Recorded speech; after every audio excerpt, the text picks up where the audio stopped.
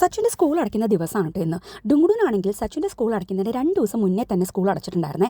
രാവിലെ സ്കൂളിൽ പോകുമ്പോൾ തന്നെ പറഞ്ഞ് ഏൽപ്പിച്ചിട്ടുണ്ടായിരുന്നു ചേച്ചി വേണം എന്നെ പിക്ക് ചെയ്യാൻ വരാൻ എന്നുള്ളത്. അങ്ങനെ പിക്ക് ചെയ്യാൻ പോയി തിരിച്ചു വരുന്നത് ഒരു വലിയൊരു കവറും നല്ല വെയിറ്റ് ഉണ്ടായിരുന്നു കേട്ടോ.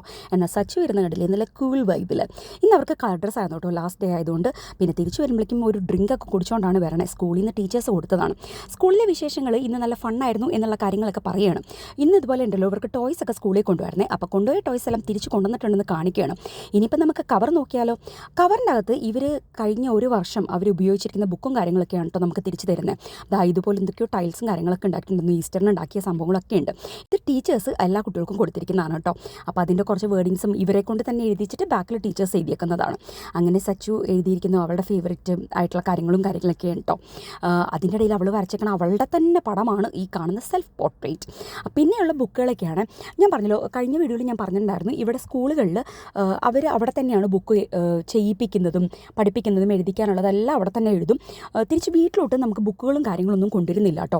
ഇവരെഴുതിയ ബുക്കും കാര്യങ്ങളൊക്കെ നമുക്ക് പാരൻസ് ഈവനിങ്ങിന് പോകുമ്പോൾ മാത്രമാണ് അവിടെ നമുക്ക് കാണാൻ പറ്റും, അല്ലാതെ വീട്ടിലോട്ട് കൊണ്ടുവരുന്ന പരിപാടിയില്ല. പിന്നെ നമുക്ക് ആ ബുക്ക് കാണാൻ പറ്റുന്നത് ഇതുപോലെ ലാസ്റ്റ് ഡേയോ അല്ലെങ്കിൽ ലാസ്റ്റ് വീക്കൊക്കെ ആകുമ്പോൾ എല്ലാ ബുക്സും നമുക്ക് അവർ തന്നു വിടും കേട്ടോ.